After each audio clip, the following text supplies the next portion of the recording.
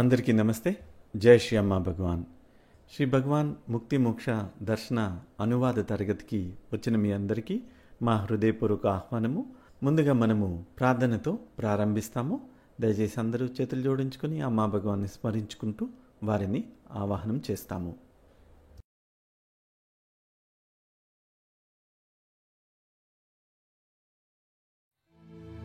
ఓం సచ్చిదానంద పరబ్రహ్మా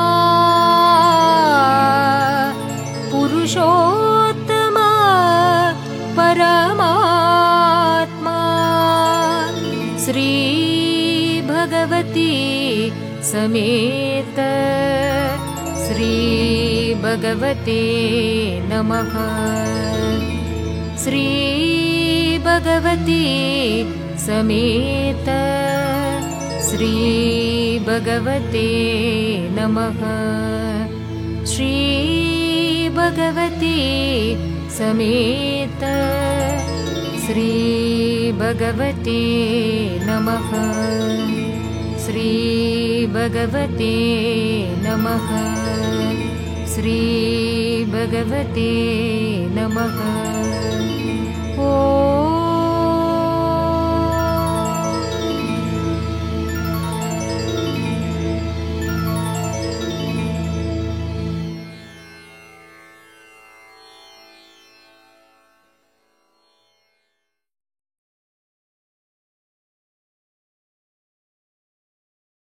మొదటి ప్రశ్న. పాద ప్రణామములు ప్రియమైన శ్రీ భగవాన్. మిమ్మల్ని ఏ విధంగా అర్థం చేసుకోవాలి, ఏ విధంగా బంధం ఏర్పరచుకోవాలి? ధన్యవాదాలు శ్రీ భగవాన్. శ్రీ భగవాన్ ఈ విధంగా సమాధానమిస్తూ వచ్చున్నారు.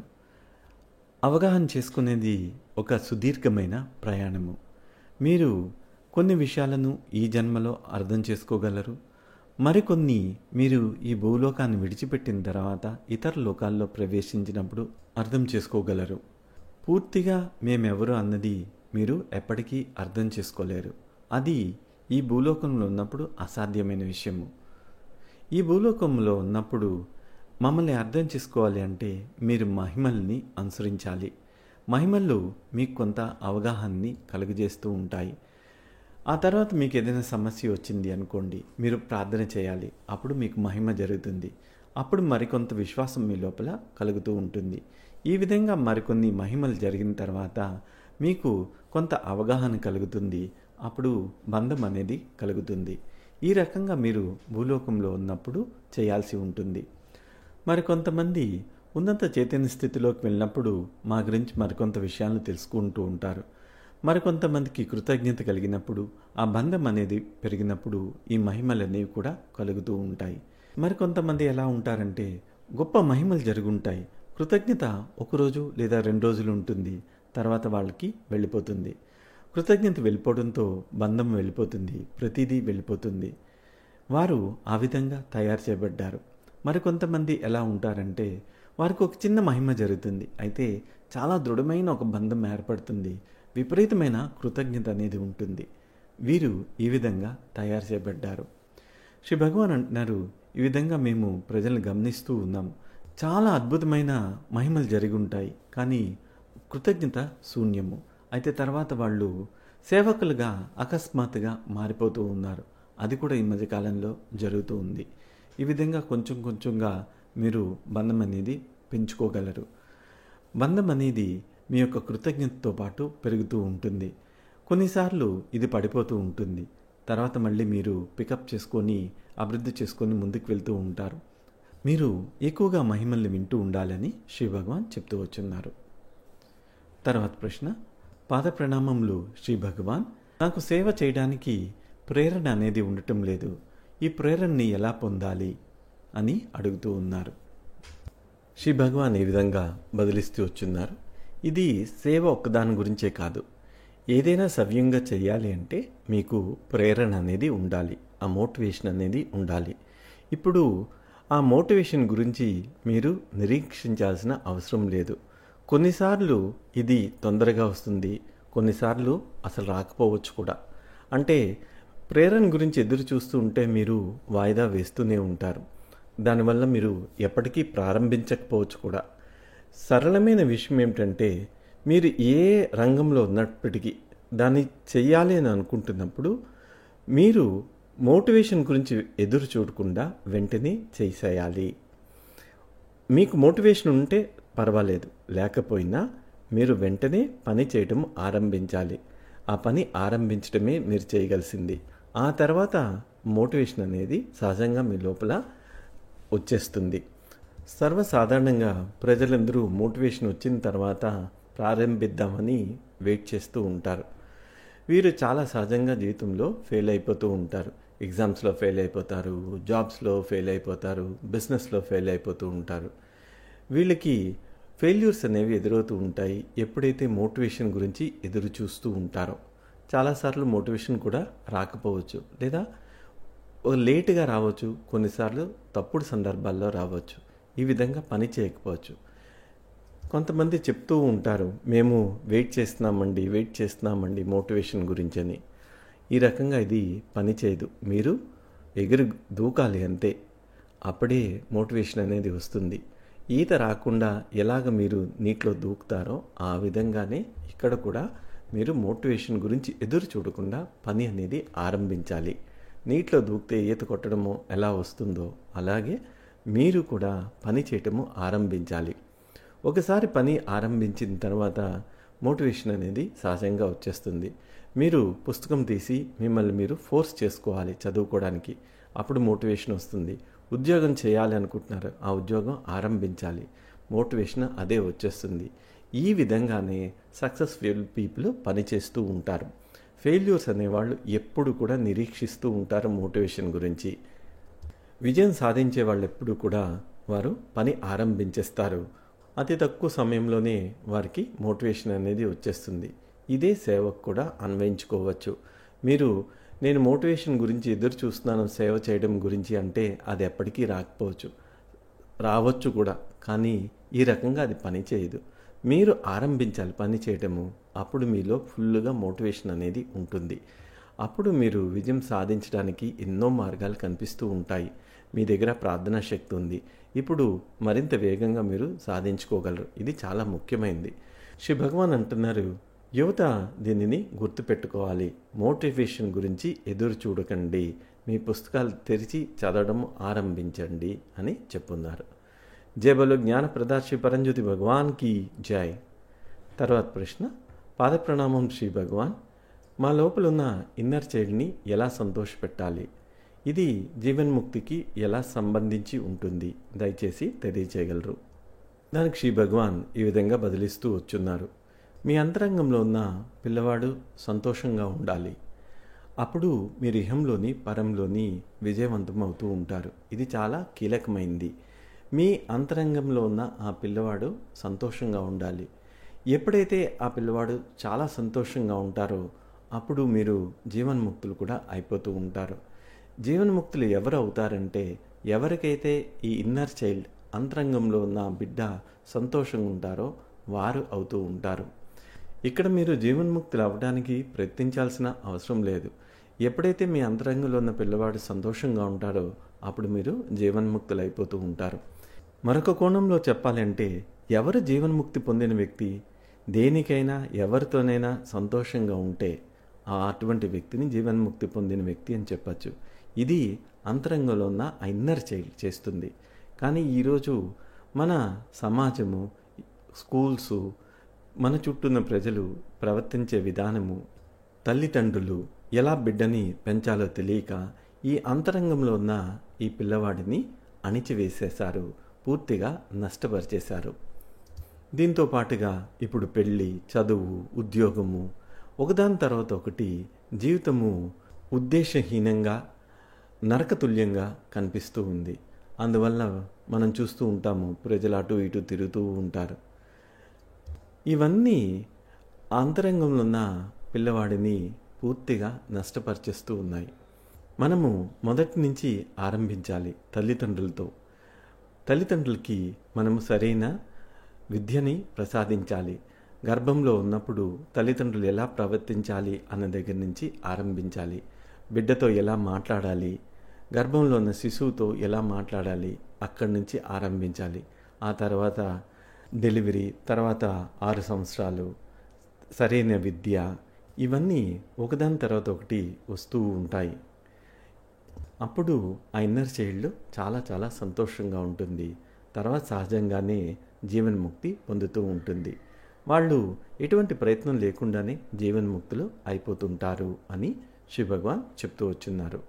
జై బోలో జ్ఞానప్రద శ్రీ పరంజ్యోతి భగవాన్కి జై. తర్వాత ప్రశ్న, పాద ప్రణామం శ్రీ భగవాన్. క్రితంసారి ముక్తి మోక్ష క్లాస్లో శ్రీ భగవాన్ చెప్పున్నారు, ఇతర లోకాల్లో ఉన్న నెగిటివ్ ఎనర్జీ కూడా మనని ప్రభావితం చేస్తుంది. అది అమ్మా భగవాన్ భక్తులను కూడా ప్రభావితం చేస్తుందా? ఒకవేళ అది చేస్తూ ఉన్నట్లయితే దాని నుంచి ఎలా బయటికి రావాలి తెలియచేయండి అని శ్రీ భగవాన్ని అడుగుతూ ఉన్నాం. దానికి శ్రీ భగవాన్ ఈ విధంగా చెప్తూ ఉన్నారు, అమ్మా భగవాన్ భక్తులు కూడా దీనివల్ల ప్రభావితం చెందుతారు. ఇక్కడ ప్రశ్న ఏంటంటే, మిమ్మల్ని మీరు ఎలా రక్షించుకోవాలి? మీకు దీనికై సోమాని ఎలా తీసుకోవాలో తెలియాలి. మీరు రెగ్యులర్గా సోమా తీసుకోవడం అనేది చేస్తూ ఉండాలి.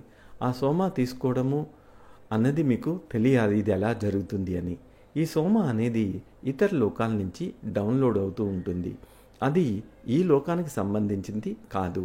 మనకెన్నో సాక్ష్యాలు ఉన్నాయి, వీడియోస్ ఉన్నాయి, ఎలాగ సోమా అనేది డౌన్లోడ్ అవుతుంది, ఇతర లోకాల నుంచి ఎలా డౌన్లోడ్ అవుతుంది ఈ లోకానికి అన్నది మనం స్పష్టంగా చూసాము. మీకు ఒక బాటిల్ ఉన్నట్లయితే ఆ బాటిల్ వాటర్లోకి సోమా ఎలా ప్రవేశిస్తుందో మనం చూడొచ్చు. సోమా అనేది సర్వసాధారణమైన విషయం కాదు. ప్రాచీన కాలంలో భారతదేశంలో సోమాని తయారు చేస్తూ ఉండేవారు.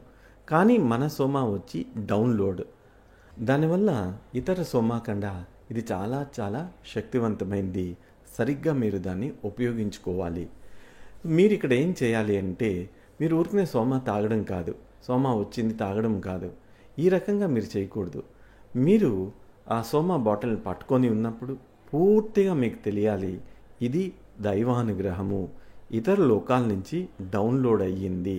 విపరీతమైన కృతజ్ఞత ఉండాలి. అంతేకాకుండా ఇది మీకెన్నో మహిమలు చేయబోతుంది అని పూర్తి ఎరుకతోని సోమాని స్వీకరించాలి. ఎప్పుడైతే సోమా మీ శరీరంలో ప్రవేశిస్తుందో అప్పుడు అనుభూతి చెందుతారు, మీ లోపల కొంత ప్రాణశక్తి అనేది ప్రవేశించటము. ఈ రకంగా మీరు సోమాని స్వీకరించాలి. ఈ రకంగా చేస్తూ ఉన్నప్పుడు మీకు ఎన్నో అనారోగ్యాలు నయమైపోతాయి.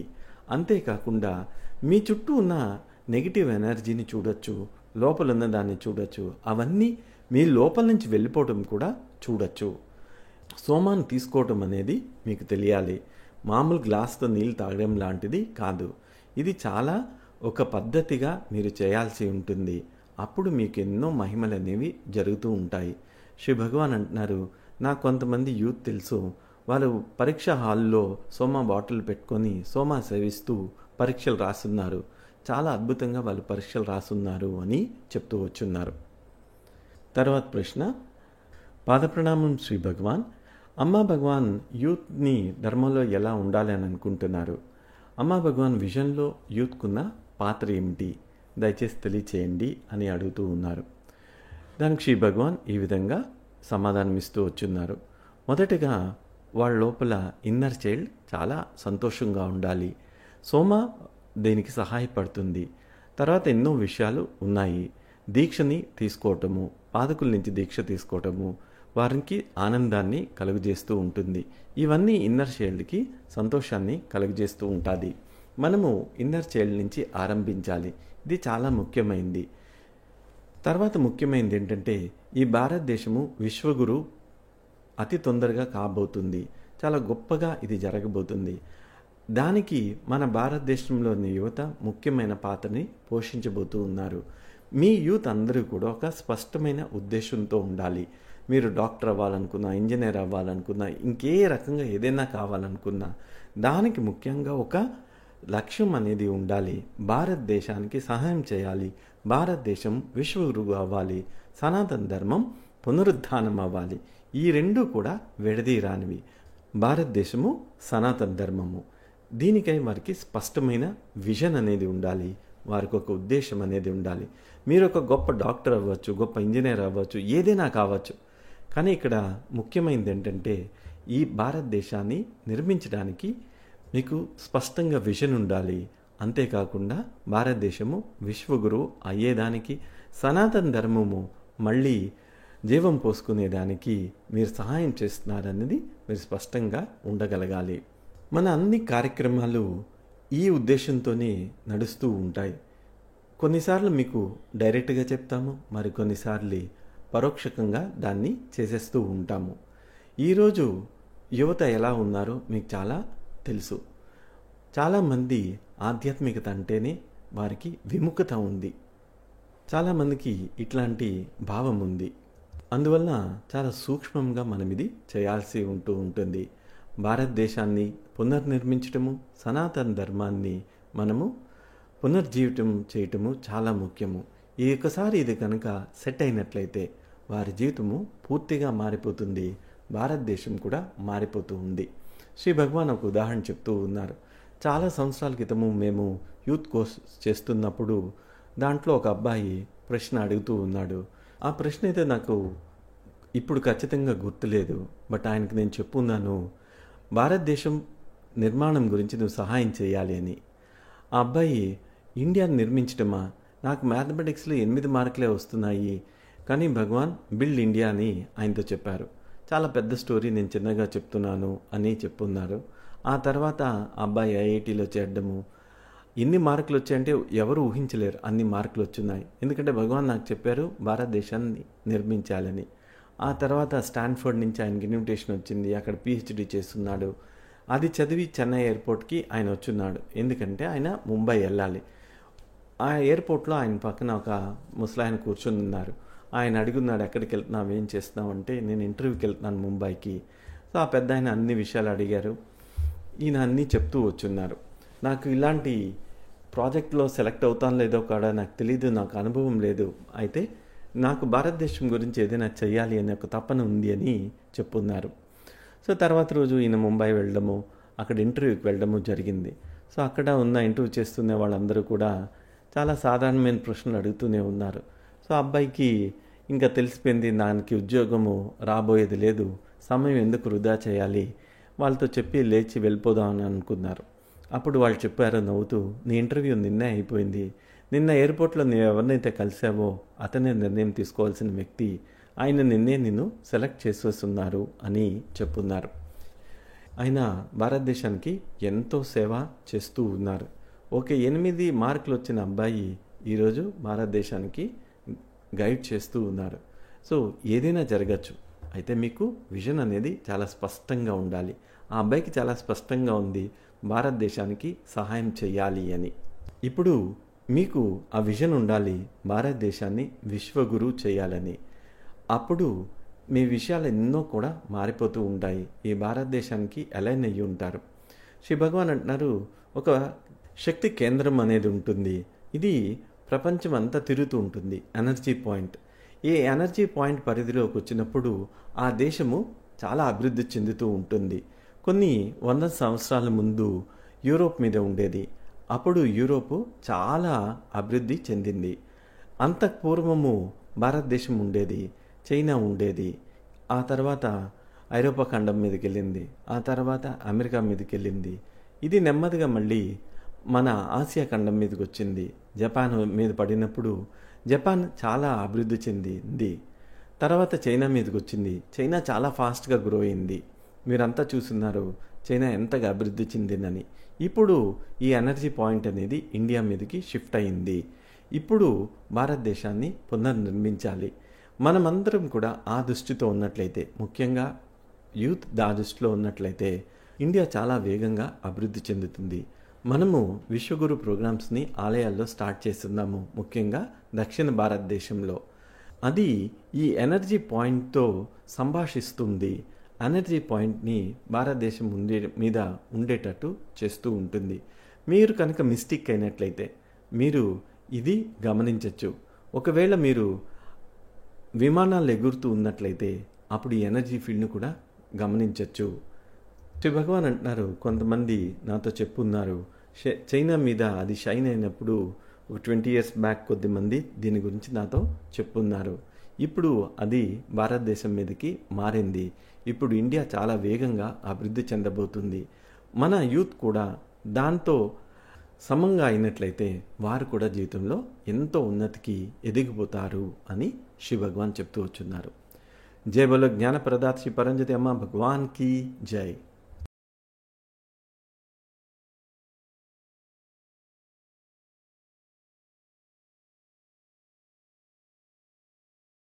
తర్వాత ప్రశ్న.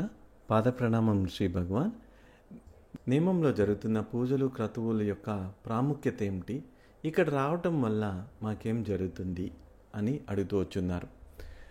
శ్రీ భగవాన్ దీనికి సమాధానం చెప్తూ, నియమంలో జరుగుతున్న పూజలన్నీ కూడా మిమ్మల్ని తయారు చేస్తాయి అమ్మా భగవాన్తో మాట్లాడేదానికి, కల్కితో, పరంజ్యోతితో.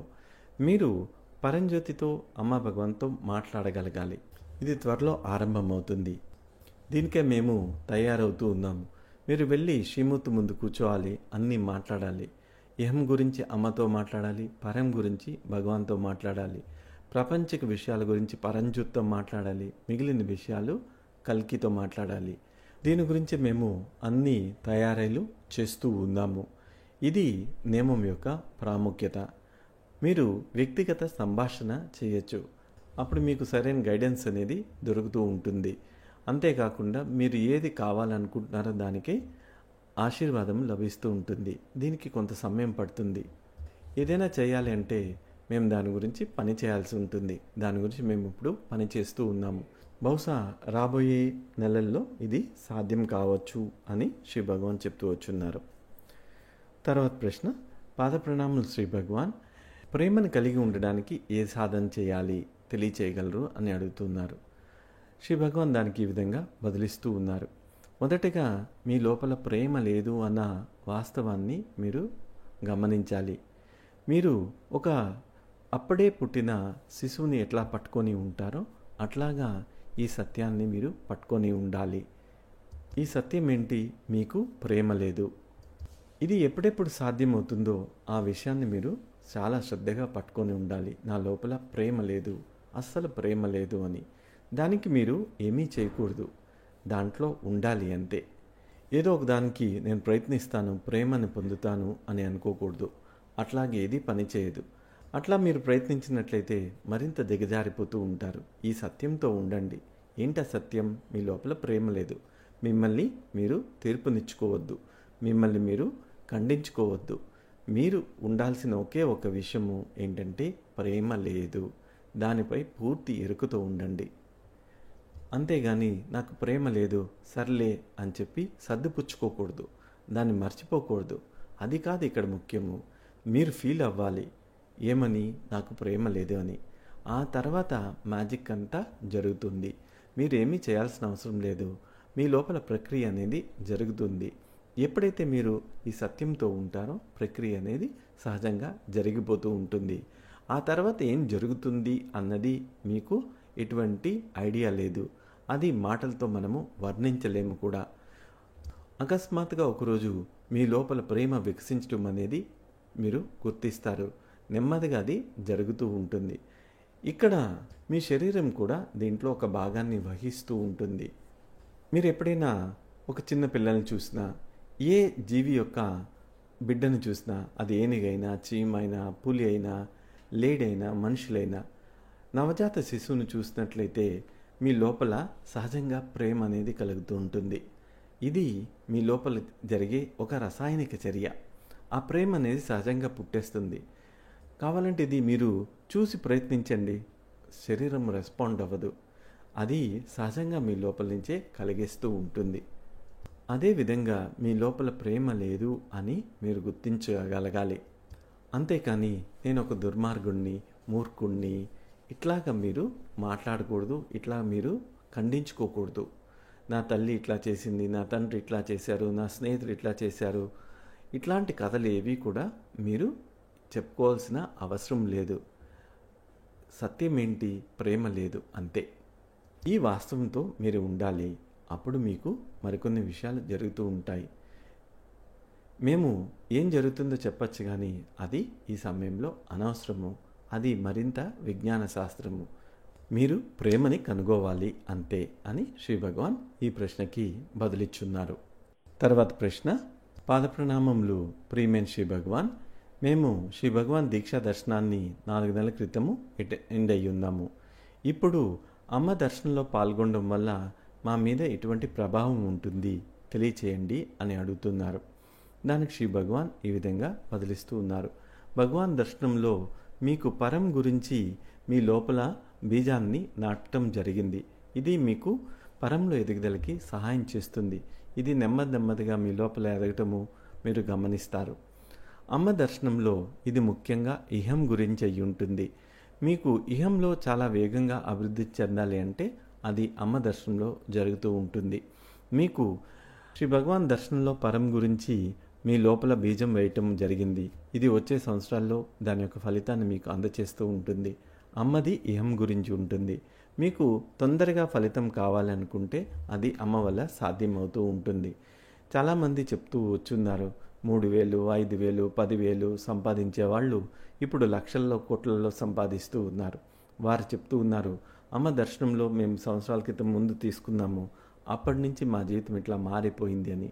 శ్రీ భగవాన్ అంటున్నారు, నేను ప్రత్యక్షంగా కొంతమందిని కలిసి ఉన్నాను, ధనవంతులుగా మారిపోయి ఉన్నారు. వారిని అడిగినప్పుడు వారు ఇదే చెప్తూ ఉన్నారు, అమ్మ దర్శనంను తర్వాత మా జీవితం మారిపోయింది అని. అందువల్లే మీరు అమ్మని దర్శనం చేసుకుంటున్నప్పుడు నగలు అన్నీ ధరించి ఆభరణాలతో మీకు దర్శనమిస్తూ ఉంటారు. ఇవన్నీ మీ యొక్క చైతన్యం మీద ప్రభావం చూపిస్తూ ఉంటుంది. తర్వాత మీ ఇష్టము అని చెప్తూ వచ్చున్నారు. మీరు అనుకోవచ్చు, నాకు ఇప్పటికే కోట్లాది ధనము ఉంది అని. అప్పుడు మీకు ధనం యొక్క అవసరం లేదు. కానీ మీ జీవితంలో ఇంకా ఎదగాలి అని అనుకుంటే అప్పుడు మీరు అమ్మ దర్శనంకి రావచ్చు. నిర్ణయం మీదే అని చెప్తూ ఉన్నారు. పరం కూడా మీకు కావాలి, అయితే మనం ఇంకా చాలా దూరము ప్రయాణం చేయాలి. ఇప్పుడు మీకు లక్షల్లో ధనం ఉంది, కోట్లలో మారాలి అంటే అది ఇహం దీక్ష వల్ల సాధ్యమవుతుంది. ఇది మీ నిర్ణయము అని చెప్పి శ్రీ భగవాన్ ఈ ప్రశ్నకి బదులిచ్చున్నారు. తర్వాత ప్రశ్న, పాదప్రణామంలో శ్రీ భగవాన్ తపోవనం గురించి వివరించగలరా? తపోవనంలోకి మాకెప్పుడు ప్రవేశం కలుగుతుంది అని అడుగుతున్నారు. శ్రీ భగవాన్ బదులిస్తూ, తపోవనం అనేది ఇప్పుడు అభివృద్ధి చెందుతూ ఉంది. ఇది కేవలము ఒక స్థలంలోనే కాదు, ఎన్నో ఊర్లలో ఇది జరుగుతూ ఉంది. బహుశా ఇంకొక 2 సంవత్సరాలు లేదా 3 సంవత్సరాలు పడుతుంది తయారవడానికి.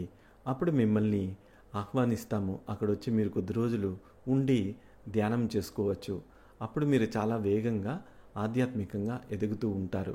అక్కడ నాటే చెట్లన్నీ కూడా చాలా జాగ్రత్తగా ఎంపిక చేయబడినవి. అవి ప్రత్యేకమైన ప్రాణశక్తిని విడుదల చేస్తూ మీ యొక్క చైతన్యాన్ని ఎదిగేటట్టు చేస్తాయి. దానికి ఇది కొంత సమయం పడుతుంది. ఇప్పుడైతే పని జరుగుతూ ఉంది. బహుశా 2-3 సంవత్సరాలు పడుతుంది ఇది తయారవడానికి అని శ్రీ భగవాన్ చెప్తూ వచ్చున్నారు.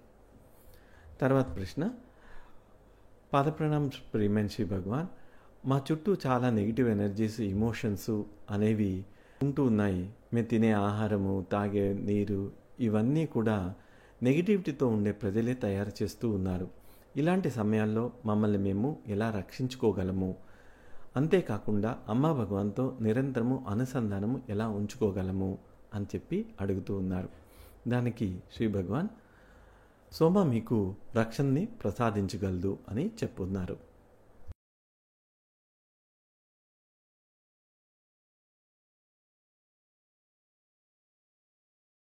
తర్వాత ప్రశ్న, పాదప్రణామములు శ్రీ అమ్మా భగవాన్, ధర్మ సంస్థాపక్ అంటే ఎవరు?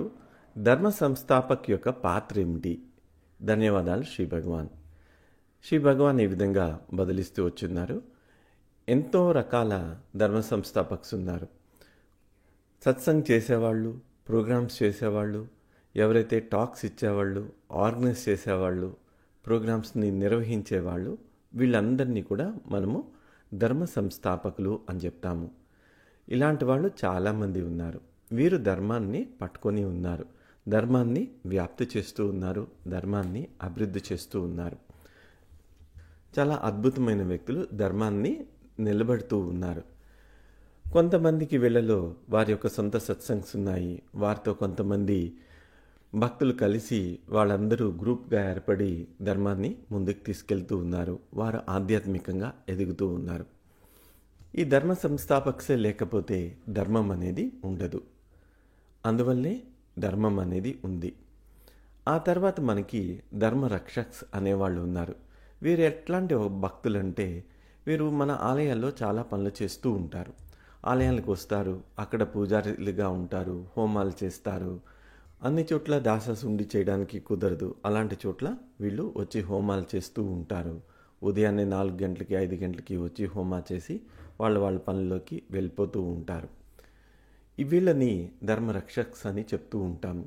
కొంతమంది హోమాలో చాంటింగ్స్ చేస్తూ ఉంటారు. వాళ్ళని కూడా మనము ధర్మరక్షక్స్ అని చెప్తూ ఉంటాము. ఆలయాల్లో చేసే పనులు వాళ్ళని ధర్మరక్షక్స్ అని చెప్తాము. అంతే కాకుండా మరికొంతమంది ఆన్లైన్లో చేస్తూ ఉంటారు, ధర్మాన్ని కాపాడుతూ ఉంటారు. వాళ్ళని కూడా మనము ధర్మరక్షక్స్ అని చెప్తాము. ఆ తర్వాత మనకి ధర్మకర్తాస్ అని ఉంటారు. వీరు ఎప్పుడూ ఆర్థికంగా ధర్మానికి సహాయం చేస్తూ ఉంటారు. మన దగ్గర ఎప్పుడు కావాల్సిన నిధులు ఉండవు. ఆ నిధులు వీళ్ళు మనకి సహాయం చేస్తూ ఉంటారు. మనం ఏదైనా కొనాలి అనుకోండి, ఏదైనా చేయాలి అనుకోండి, వారు ఆర్థికంగా మనకి సహకారాన్ని అందిస్తూ ఉంటారు.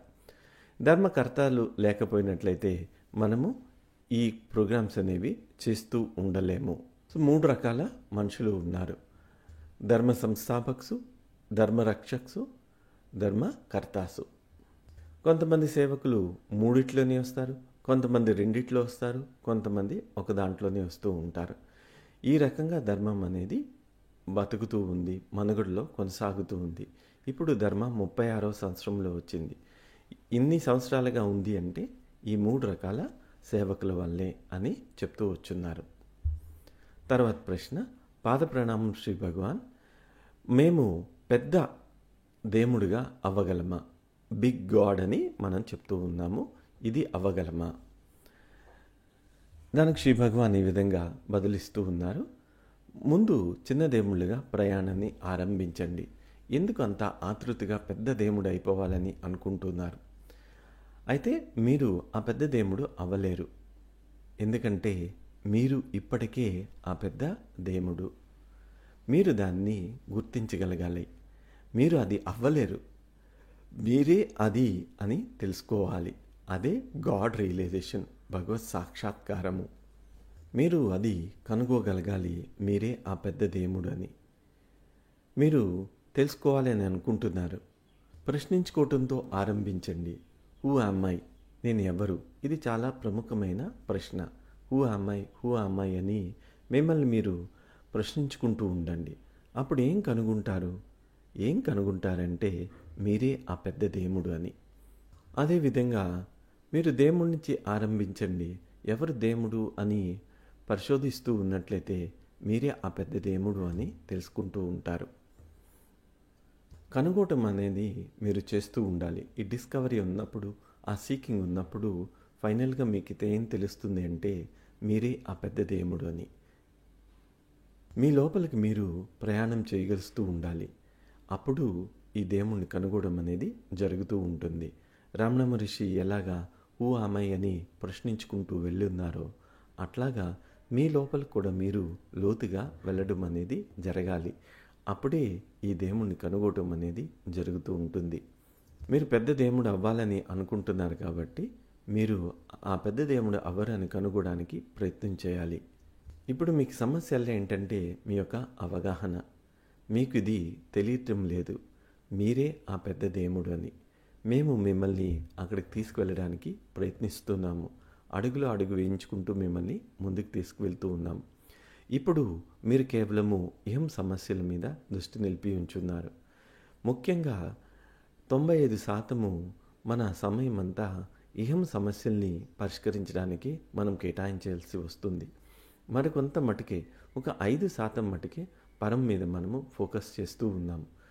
మీలో కొంతమంది భక్తులు పూర్తిగా పరం మీద ఫోకస్ చేస్తున్నారు. వాళ్ళు చాలా తొందరగా ఎదుగుతూ వచ్చున్నారు. ప్రపంచవ్యాప్తంగా చాలామంది జీవన్ముక్తులై కూడా ఉన్నారు. కొంతమంది వారికి పొందిన స్థితిని కూడా ఇతరికి ట్రాన్స్ఫర్ చేస్తూ ఉన్నారు. వారికి అపారంలో అభివృద్ధి చెందాలన్న ఒక తపన అనేది ఉంది. అందువల్లనే వారు ముక్తులు అవ్వగలుగుతున్నారు. మరికొంతమంది ఇహంలోనే వారు ఇరుక్కుపోయి ఉన్నారు. ఇది కూడా ఒక రకంగా మంచిదే. ఆ వ్యక్తి అభివృద్ధి చెందడం గురించి ఇహం నుంచే బయట వెళ్ళాలి. కొంతకాలము ఇహం మీద వారు దృష్టిని నిలపాలి. దాని నుంచి బయట రావాలి. అప్పుడు పరంలోకి వెళ్తారు. ఈ రకంగా మార్పు అనేది చెందుతూ ఉంటుంది. మేము ప్రపంచవ్యాప్తంగా భక్తులందరినీ చూస్తూ ఉన్నాము. చాలామంది భక్తులు మారుతూ ఉన్నారు. ఇప్పుడు ఇది చాలా వేగంగా జరుగుతూ వస్తుంది అని శ్రీ భగవాన్ ఈ ప్రశ్నకి బదులిచ్చున్నారు. తర్వాత ప్రశ్న, పాద ప్రణామములు ప్రియమైన శ్రీ భగవాన్, మీకు అనంతకోటి కృతజ్ఞతలు. మాకు శక్తివంతమైన సహస్రనామ హోమం ఇచ్చున్నారు. ఉనికి మా లోపల నిందేదానికి ఒక వరాన్ని కూడా ఇచ్చున్నారు. భగవాన్, మీరు హృదయ వికసన గురించి, అది మా అంతరంగ స్థితిని, ఇతరులతో వ్యవహరించే విధానాన్ని ఏ విధంగా ప్రభావితం చేస్తుంది, దయచేసి తెలియచేయండి అని అడుగుతూ ఉన్నారు. శ్రీ భగవాన్ ఈ విధంగా బదులిస్తూ వచ్చున్నారు. ఒకసారి హృదయం వికసించినట్లయితే క్రైస్తు బోధించిన టీచింగ్స్ మీకు సత్యమవుతాయి. క్రైస్తు ఏం చెప్పాడు? నిన్ను నీవు ప్రేమించుకుంటున్నట్లుగా ఇతరుల్ని ప్రేమించు.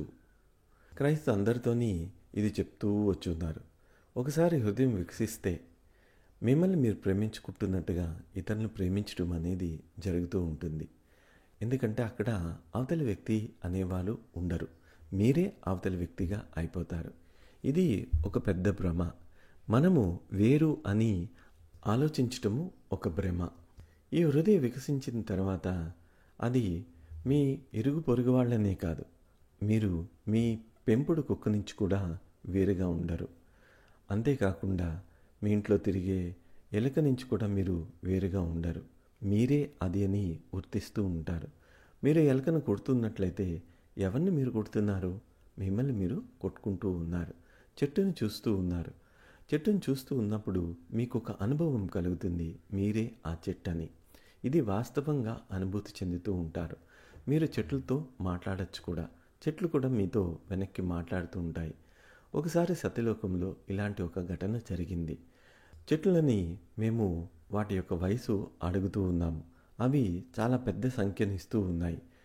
అవి 50 సంవత్సరాలు 60 సంవత్సరాలు అని చెప్తూ ఉన్నాయి. అయితే అవి చాలా చిన్నగా ఉన్నాయి. ఇవి ఎంత వయసు కలిగి ఉంటాయని ఆశ్చర్యం వేసింది. వాటి యొక్క అసలైన ఓనరుని విచారించున్నాము. అప్పుడు ఆయన చెప్పున్నారు, అవునండి, ఈ చెట్లు 60 సంవత్సరాలు క్రితంవి, వాటికి ఆ వయసు ఉంది అని చెప్పున్నారు. సో చెట్లు కరెక్ట్గా చెప్తూ వచ్చున్నాయి వాటి యొక్క వయసు గురించి. ఆ మట్టిలో సారం లేకపోవడం వల్ల ఆ చెట్లు పెద్దగా ఎదగలేకపోయి ఉన్నాయి. అంతేకాకుండా నీరు కూడా లభ్యత తక్కువ ఉండటం వల్ల చెట్లు ఎదగలేదు. సో చెట్లు అనేవి సరైన సమాధానాన్ని ఇచ్చున్నాయి. చైతన్యం అనేది సర్వము వ్యాపించి ఉంది. మీకు హృదయ వికసన జరిగిన తర్వాత ఇది మరింత స్పష్టమవుతూ ఉంటుంది. ఇప్పుడు మీ హృదయాలన్నీ కూడా మూసుకుపోయి ఉన్నాయి. మీ లోపల అణుమాత్రమైనా కూడా ప్రేమ లేదు. ఇలాంటి సందర్భాల్లో మిమ్మల్ని మీరు ఎలా ఫీల్ అవుతారు? చెట్లని ఎలా అనుభూతి చెందగలరు? హృదయం వికసించాలి. హృదయం వికసించినప్పుడు సూర్యుడిని చూస్తున్న మీరు సూర్యుడు ఒకటే అని అనుభూతి చెందుతూ ఉంటారు. అప్పుడు వేరొక లోకంలో మీరు జీవించడం అనేది జరుగుతుంది.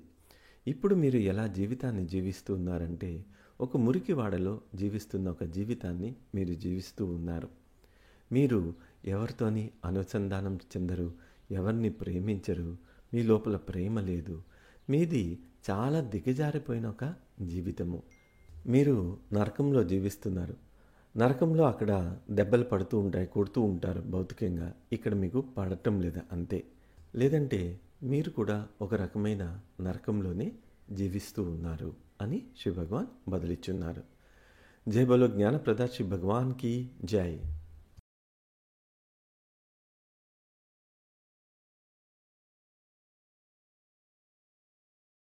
తర్వాత ప్రశ్న, పాద ప్రణామములు ప్రియమైన శ్రీ భగవాన్, మన ధర్మంలో ముఖ్యమైన గమ్యము ముక్తి. కానీ జీవించడానికి ధనం సంపాదించాలి, దానికి పని చేయాలి. ఎప్పుడైతే పని చేస్తుంటామో, కుటుంబంతో జీవిస్తామో అప్పుడు స్వార్థం పెరిగిపోతుంది. ఏ క్షణమైతే పెళ్ళి అవుతుందో అప్పుడు స్వార్థము పెరగటము లేదా కుటుంబమే ముఖ్యమైపోతూ ఉంటుంది. దీని నుంచి ఎలా బయటికి రావాలి, ముక్తి ఎలా పొందాలి, దయచేసి వివరించండి. శ్రీ భగవాన్ ఈ విధంగా బదిలిస్తూ వచ్చున్నారు. మేము ముక్తి గురించి 24 గంటలు మాట్లాడుతూ ఉండొచ్చు. దానివల్ల మీరు ముక్తి ఒకటే మా ముఖ్య ఉద్దేశము అనుకోకూడదు. పరం కూడా మాకు చాలా ముఖ్యము. ఈ రెండింటినీ కూడా మేము సమతుల్యం చేసుకుని వెళ్తూ ఉంటాము. మనము పరం గురించి, ముక్తి గురించి ఎందుకు ఎక్కువ మాట్లాడుతున్నామంటే, మీరు ఇప్పటికే ఇహంలో పూర్తిగా మునిగిపోయి ఉన్నారు. దానివల్ల దాని గురించి మాట్లాడవలసిన అవసరం లేదు.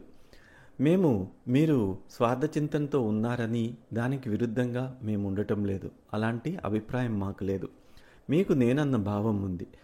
ఆ భావం ఉన్నంతసేపు కూడా మీరు స్వార్థంతోనే ఉంటారు. ఇది ఈ విధంగానే తయారు చేయబడింది. సెల్ఫ్ అనేది ఆ నేను అన్న భావానికి దాని యొక్క అవసరాలు ఉంటాయి. ఆ అవసరాలు నెరవేర్చుకోవడానికి అది పనిచేస్తూ ఉంటుంది. దానికి భద్రతాభావం కావాలి, గుర్తింపు రావాలి, ప్రేమ కావాలి, కాంట్రిబ్యూట్ చేయాలి. ఇలాగ ఎన్నో అవసరాలు ఉంటాయి. అంటే దీనికి అన్నిటికీ కూడా ధనం అనేది కావాలి. దాంతోపాటు మీకు కొంత ప్రాముఖ్యత కావాలి. ప్రతిదీ మీ జీవితంలో అందుబాటులో ఉండాలని చూస్తూ ఉంటారు. వీటికి మేము విరుద్ధం కాదు. వీటిని నెరవేర్చడానికి కూడా మేము ప్రయత్నిస్తూ ఉంటాము. మీకు తృప్తి ఎందుకు కలగటం లేదంటే, మీ యొక్క ప్రోగ్రామింగ్ వల్ల, మీ యొక్క వాసనల వల్ల తృప్తి అనేది కలగటం లేదు. వీటి గురించి మనం చాలాసార్లు మాట్లాడి ఉన్నాము. మేమిప్పుడు వాటి మీద పనిచేస్తున్నాము. మీ జీవితాన్ని సంతోషంగా ఉంచేదానికి ప్రయత్నిస్తూ ఉన్నాము. ఇప్పుడు మీకు నేనన్న భావం ఉంది, సెల్ఫ్ ఉంది. దాన్ని మీరు నెరవేర్చుకోండి. మీకు సహాయం చేయడానికే ప్రయత్నిస్తూ ఉన్నాము. నేను ముక్తి గురించి ఎక్కువ మాట్లాడుతున్నాను అంటే దాని అర్థము మిగిలినవన్నీ వదిలేస్తాము అన్నది కాదు. మీకు ముక్తి కూడా రావాలి. మీకు ఇహంలో ఉన్న అన్ని కోరికలు నెరవేరాలి. దానితో పాటు ముక్తి కూడా రావాలి. గతంలో కొంతమంది ముక్తి పొందిన రాజులు కూడా ఉన్నారు. శివభగవాన్ అంటున్నారు, నాకు వ్యక్తిగతంగా ప్రపంచ ప్రఖ్యాత పొందిన జీవన్ముక్తి పొందిన వాళ్ళని తెలుసు. వాళ్ళు చాలా ధనవంతులు. అదేవిధంగా ముక్తి పొంది బికారి వాళ్ళగా ఉన్న వ్యక్తులను కూడా నాకు తెలుసు. ఒక సందర్భంలో బికారి అయిన ముక్తుడు, ధనవంతుడైన ముక్తుడు మాట్లాడుకోవడము నేను చూస్తున్నాను. వారు ధనం గురించి మాట్లాడలేదు, ఏవేవో మాట్లాడుకుంటూ ఉన్నారు. ఆయన ఎప్పుడు కూడా బెంజ్ కార్లోనే ప్రయాణం చేస్తూ ఉంటారు. ఆయనకి అంబాసిడర్ కార్ తీసుకెళ్తే ఇదేంటి జంతువులాగా ఉంది అని ఆయన తల తుచ్చంగా మాట్లాడతారు. బెంజ్ తెమ్మంటారు, లేదా పోషే కారు తెమ్మంటూ ఉంటారు. ఈ విధంగా ఆ వ్యక్తి ఉంటారు. అందువల్ల మీరు ముక్తి పొందితే మీరు ఒక బికారిలాగా ఉంటారని అనుకోవద్దు. మీ భార్యని, పిల్లల్ని, కుటుంబాన్ని అన్నీ విడిచిపెట్టేస్తారని కూడా మీరు అనుకోవద్దు. అలాంటి అభిప్రాయం కనుకుంటే మీరు ఎప్పటికీ కూడా ముక్తులు అవ్వలేరు. మీరు ముక్తులైనట్లయితే ఇవి ఉన్నా లేకపోయినా మీకు ఎప్పుడూ ఆనందంగా ఉండడం అనేది జరుగుతూ ఉంటుంది. ఇది మీరు స్పష్టంగా ఉండండి అని చెప్తున్నారు. జీవన్ముక్తి అనేది మీరు ఏదో చేసి సాధించే విషయం కాదు. అది మీకు సంభవించాలి. నాకు కొంతమందిని తెలుసు. వారు ఇటలీలో ఉంటారు. ఒక ఆయన టీ తాగుతూ జీవన్ముక్తుడయ్యాడు. జీవన్ముక్తి పొందడం గురించి వారు ఏమీ చేయలేదు. టీ తాగుతుంటేనే జీవన్ముక్తుడైపోయారు. అలాగే చాలామంది నాకు తెలుసు, సన్యాసులు, సాధువులు ఎన్నో సంవత్సరాలుగా తపస్సు చేస్తూ ఉంటారు. ముక్తికి దరిదాపుల్లో లేరు. వారికి కొన్ని సిద్ధులు వచ్చి ఉంటాయి. జీవన్ముక్తి అనేది మీకు వరం, అది దైవానుగ్రహము.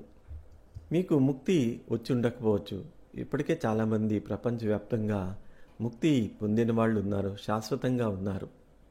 వారు ఎప్పుడైతే తమ సాధనని విడిచిపెట్టేశారో అప్పుడు అది సంభవించింది. అందువల్ల మేము చెప్తూ ఉన్నాము, ముక్తి అనేది ఒక సంభవము. ఇహం కూడా చాలా ముఖ్యము. ఇహం మీద మీరు దృష్టి పెట్టి ఉండాలి. ఇంకొక వైపు మీరు పూర్తిగా ఇహం మీద దృష్టి పెట్టి కష్టపడి పనిచేస్తూ జీవితాన్ని అనుభూతి చెందుతూ ఉండాలి. అప్పుడు మీరు ముక్తులు కూడా అయిపోతారు. మీరు అనుకోవద్దు ముక్తి పొందడానికి ఎక్కడికో వెళ్ళి కూర్చొని ధ్యానం చేస్తే, తపస్సు చేస్తే ముక్తి వస్తుందని. అట్లాగంతా జరగదు. మీరు జీవితాన్ని పూర్తిగా అనుభూతి చెందుతూ ఆనందంగా ఉంటూ ఉన్నప్పుడు ఒక సందర్భంలో మీకు ముక్తి అనేది సంభవిస్తుంది. ఇదంతా భ్రమ అనేది మీరు చూస్తూ ఉంటారు. ఈ రకంగా జీవన్ముక్తి పొందిన వాళ్ళు ఉన్నారు. అది ఒక న్యూరో బయలాజికల్ షిఫ్ట్. మెదడులో జీవకణాల్లో ఒక మార్పు అనేది జరుగుతూ ఉంటుంది. మీరు మీ మెదడుతో ఏం చేయగలరు? ఏమీ మీరు చేయలేరు. మీ శ్వాసను తీసుకోవడం కానీ మీరు మార్చుకోలేరు. అదేవిధంగా మీ మెదడులో మార్పు అనేది రావాలి. అప్పుడే ఈ ముక్తి అనేది లభిస్తూ ఉంటుంది. మీరేమీ చేయలేని దాని గురించి మీరు ప్రయత్నం చేయాల్సిన అవసరం లేదు. అందువల్ల మీరు ఇహంలోకే పూర్తిగా ఉండాలి. దీంట్లోనే మీరు ఉన్నప్పుడు ముక్తి అనేది మీకు లభిస్తూ ఉంటుంది. ఇక్కడ శ్రీ భగవాన్ అంటూ ఉన్నారు, రమణ మహర్షి ముక్తి గురించి ప్రయత్నించాడా? ప్రయత్నించలేదు. అది అతనికి సంభవించింది. ఆయన ఆ విధంగా చేయించబడ్డాడు. అప్పుడు ఆయనకి ముక్తి లభించింది. రమణ మహర్షి విషయంలో శివయోగి అనే యోగి తిరువనామలై కొండల్లో ఉండేవారు. వారి చైతన్యము రమణ మహర్షిలో పూర్తిగా డౌన్లోడ్ అయ్యింది. అది ఆయనకు జరిగిన ప్రక్రియ. జే కృష్ణమూర్తి తీసుకున్నట్లయితే మైత్రేయి చైతన్యము ఆయన లోపల డౌన్లోడ్ అయ్యింది. ఈ విధంగానే ముక్తి పొందిన వాళ్ళందరికీ జరిగింది. బుద్ధుడికి కూడా అదే జరిగింది. తనకి జీవన్ముక్తి వచ్చే ముందు ఆయన కళ్ళ మధ్యలోని ఒక జ్యోతి ప్రకాశంతో వెలిగింది. ఆ తర్వాతే ఆయన జీవన్ముక్తులయ్యారు. దీని గురించి బౌద్ధ గ్రంథాలు పెద్దగా మాట్లాడవు. మీరు ముక్తి గురించి ప్రయత్నించడం అనేది అర్ధరహితము. మేము దాని గురించి మిమ్మల్ని తయారు చేస్తున్నాము. అది మీకు ఒకరోజు సంభవిస్తుంది. ఒక భక్తుడు ఉండేవాడు. ఆయన చాలా సాధారణమైన వ్యక్తి. ఉక్కుపిండి అమ్ముకుంటూ ఉండేవాడు. ఆయనకి చాలాసార్లు కబురు పంపించారు, మీరు వచ్చి భగవాన్ పర్సనల్ దర్శనం చేసుకుని. ఆయన దాన్ని నిరాకరించారు. నా సొంత డబ్బుతోనే నేను దర్శనానికి వస్తానని చాలా కూడా చూశారు. అయినప్పటికీ ఆయన దానిని అంగీకరించలేదు. మరొక భక్తురాలు ఉండేది. ఆమె ఒకసారి దర్శనానికి వచ్చారు. ఆమె దర్శనంలో శ్రీ భగవాన్ గారితో చెప్తూ ఉన్నారు, నేను కూరగాయలు అమ్ముకుంటూ ఉంటాను అని. అప్పుడు భగవాన్ పక్కనున్న దాసాజీని పిలిచి, ఈమెకి దర్శనంకి వచ్చినప్పుడు దక్షిణ చెల్లించిన అవసరం లేదు అని చెప్పారు. దానికి ఆమె అంగీకరించలేదు. భగవాన్, నేను ఫ్రీగా రాను, నేను దర్శనానికి దక్షిణ చెల్లించే వస్తాను అని చెప్పారు. భగవాన్ దానికి ఒప్పుకోలేదు. ఇది కొన్ని సంవత్సరాల ముందు జరిగింది. అప్పట్లో 5,000, 6,000 అట్లా ఉండేది దర్శనము. దానికి ఆమె చెప్తూ వచ్చిన్నారు, భగవాన్, నేను ఒకరోజే 5,000 రూపాయలు నేను సంపాదిస్తూ ఉంటాను. నేను బీచ్లో బజ్జీలు బోండాలు అమ్ముతూ ఉంటాను. నాకు శ్రీమూర్తి పెట్టుకొని ఉంటాను. అమ్మా భగవాన్, శ్రీమూర్తి, చాలామంది భక్తులు వచ్చి నా షాప్ దగ్గర బజ్జీ బోండాది తింటూ ఉంటారు. ఈ రకంగా నేను ధనం సంపాదించుకుంటున్నాను. నేను ఏదైనా ఇవ్వాలి అంటే అది నేనే మీకు రుణపడి ఉన్నాను. వ్యాపారం అంతా మీ దయ వల్లే జరుగుతుంది అని చెప్పారు. ఆమె చాలా మంచి స్థితిలో కూడా ఉంది. చాలామందితో ఆమె ధర్మ గురించి, టీచింగ్స్ గురించి మాట్లాడుతూ ఉంటుంది, వారిని గైడ్ చేస్తూ ఉంటుంది. మరొక సందర్భంలో ఇంకొక భక్తురాలు భగవాన్ దర్శనానికి వచ్చున్నారు. ఆమెను తీసుకొచ్చిన ఆమె ఈ భక్తురాల్ని పరిచయం చేస్తూ, ఈమె తన భర్తను కొడుతుంది భగవాన్ అని చెప్పారు. శ్రీ భగవాన్ చాలా ఆశ్చర్యంగా, అవునమ్మా నీ భర్తను కొడుతున్నావు అంటే అవును అని చెప్పారు. మళ్ళీసారి వచ్చినప్పుడు నీ భర్తను తీసుకొని రా అని చెప్పారు. అట్లానే భర్త వచ్చినప్పుడు భగవాన్ ఆయన్ని అడిగారు, నీ భార్య నిన్ను కొడుతుందా అని. ఆయన చూపిస్తూ వచ్చున్నారు ఎలా కొడుతుంది అని. నన్నే కాదు భగవాన్, పోలీసులను కొడుతుందని నా భార్య కొడుతూ ఉంటుంది. కొన్నిసార్లు జైలుకు కూడా వెళ్ళింది. పోలీసులు ఈమెతో గొడవ పెట్టుకోవడానికి సిద్ధపడరు. ఈమె అక్రమ్ సారాది అమ్ముతూ ఉంటుంది అని చెప్తూ వచ్చున్నారు. శ్రీ భగవాన్ అన్నారు, కాలేజ్ ప్రొఫెసర్సు ఈమెతో ధర్మ గురించి డిస్కస్ చేస్తూ ఉంటారు. ఈమె శ్రీ భగవాన్తో చెప్తూ వచ్చున్నారు, నాకు ధర్మాలో ఇన్నర్ ఇంటిగ్రిటీ గురించి తెలుసు, దాని గురించి నేను మాట్లాడుతూ ఉంటాను.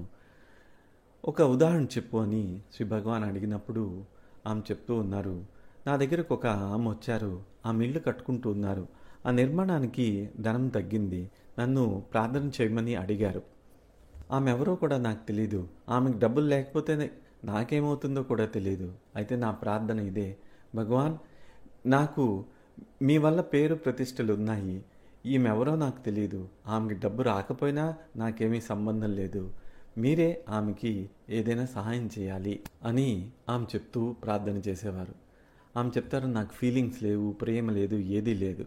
నాకు నా పేరే ముఖ్యం భగవాన్, దయచేసి సహాయం చేయండి. ఇట్లాగా ఆమెకి మెరికల్స్ జరుగుతూ ఉంటాయి. శ్రీ భగవాన్ అంటున్నారు, ఆమెను చూస్తే మీకు తెలుస్తుంది ఆమెకి జీవన్ముక్తి పొందినట్లుగా. ఇలాగ చాలామంది జీవన్ముక్తి పొంది ఉన్నారు అని ఈ ప్రశ్నకి బదిలిస్తూ చెప్పున్నారు.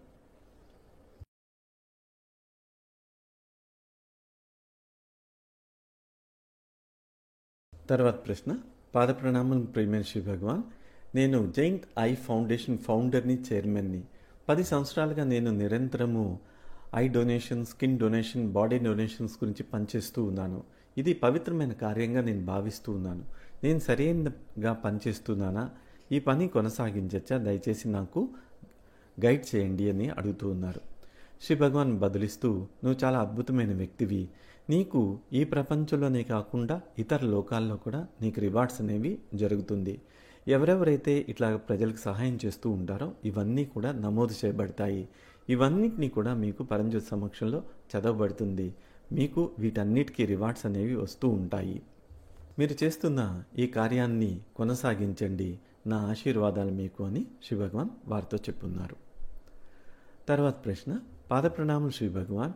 మేమెంతో జాగరూకగా ఉన్నప్పటికీ కొన్నిసార్లు అవసరమైనప్పుడు పడిపోతూ ఉన్నాము. మా లోపల ఉన్న ఈ నెగిటివ్ ప్రోగ్రామ్స్ కారణమవుతున్నాయి.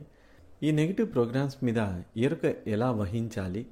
మేము వీటిని అధిగమించి విజయాన్ని, ఎదుగుదలని ఎలా సాధించాలి అని అడుగున్నారు.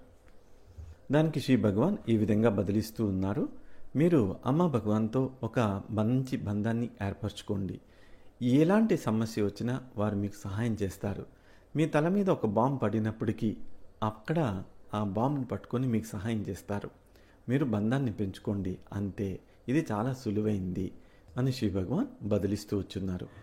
తర్వాత ప్రశ్న. పాదప్రణామం ప్రియమైన శ్రీ భగవాన్, నన్ను నేను ఎలా అంగీకరించుకోవాలి? దానికి శ్రీ భగవాన్ ఈ విధంగా బదిలిస్తూ వచ్చున్నారు. ఇది కూడా చాలా సులువైన విషయము. మీరు మిమ్మల్ని అంగీకరించుకోలేకపోతున్నారన్న విషయాన్ని మీరు గ్రహించండి. ఆ సత్యంతో ఉండండి. మీరు ఎటువంటి కారణాలు చెప్పకండి. మిమ్మల్ని మీరు ఎందుకు అంగీకరించుకోలేకపోతున్నారు అన్నది చూడండి, అంతే. అంతకుమించి మీరేమీ చేయలేరు, అవసరం లేదు. మిగిలిందంతా కూడా ఆటోమేటిక్గా జరుగుతూ ఉంటుంది. మీరు కొన్ని రకాల గేమ్సో, ట్రిక్సో ఆడుతూ ఉంటారు మిమ్మల్ని మీరు స్వీకరించుకోవడానికి. అదేమీ కూడా పని చేయదు. మీదగా పని చేస్తున్నట్టుగా అనిపించవచ్చు, కానీ లోపలికి వెళ్ళినప్పుడు దాని యొక్క ప్రభావం ఉండదు. మీరు మార్పు కావాలి అని అనుకుంటూ ఉన్నట్లయితే సత్యాన్ని అంగీకరించండి. అదేమిటి? మిమ్మల్ని మీరు అంగీకరించుకోలేకపోతున్నారు, అక్కడే ఉండండి. చాలా సున్నితంగా చేయండి, చాలా జాగ్రత్తగా చేయండి. అప్పుడు మ్యాజిక్ మీరు చూస్తారు అని శ్రీ భగవాన్ చెప్పున్నారు. జై బలో జ్ఞానప్రద శ్రీ పరంజ్యోతి భగవాన్కి జై.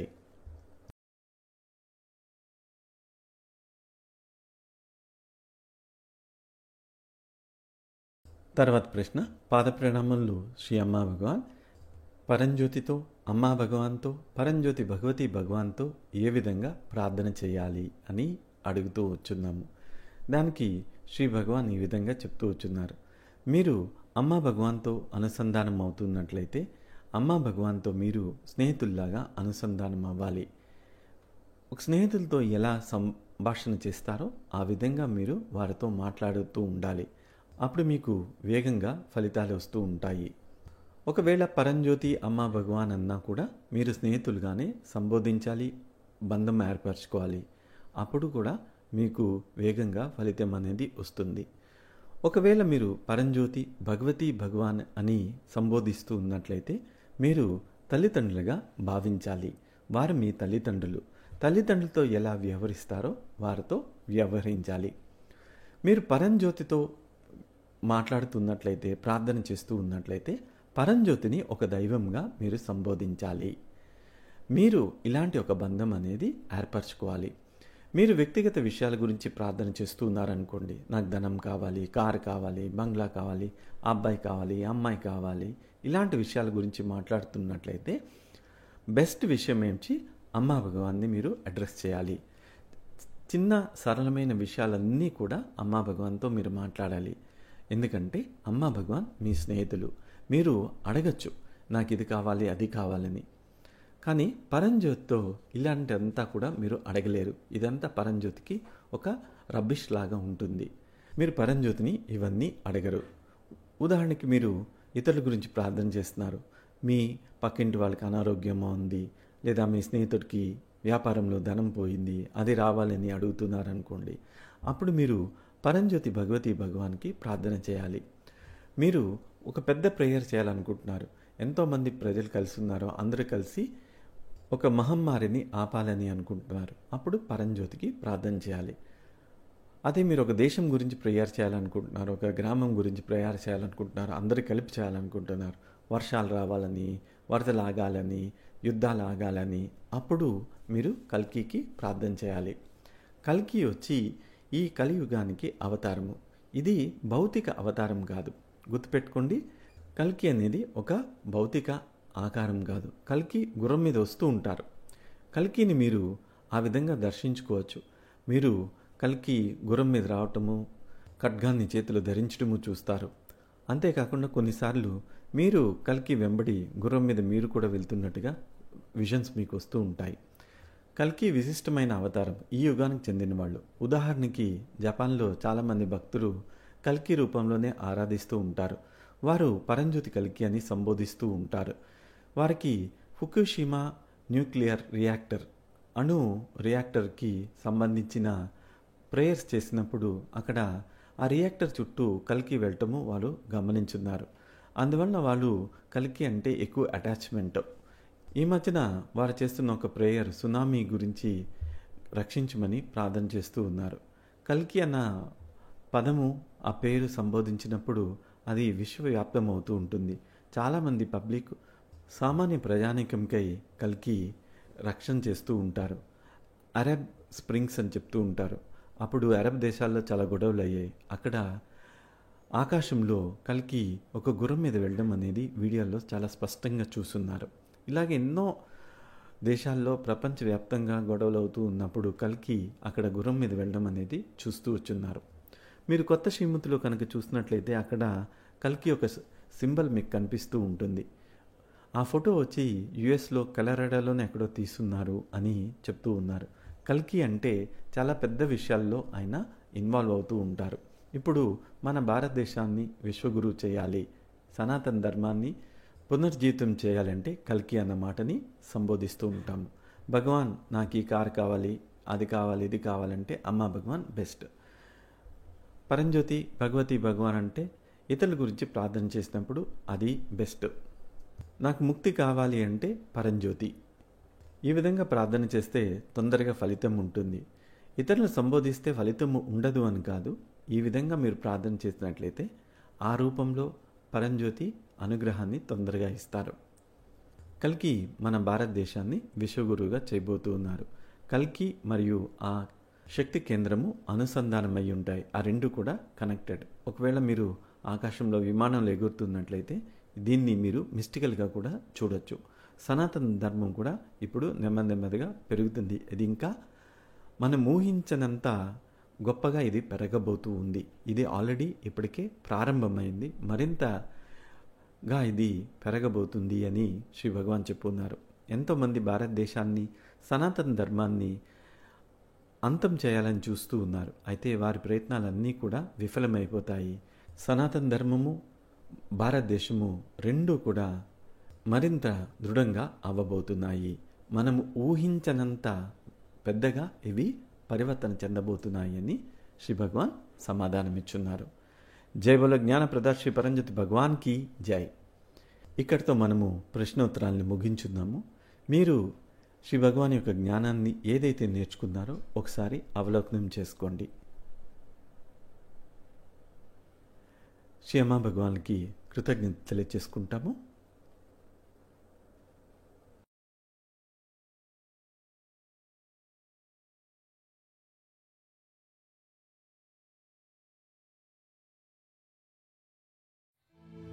ॐ सच्चिदानन्द परब्रह्मा पुरुषोत्तम परमात्मा श्री भगवती समेत श्री भगवते नमः. श्री भगवती समेत श्री भगवते नमः. श्री भगवती समेत श्री भगवते नमः। श्री भगवते नमः। श्री भगवते नमः। ॐ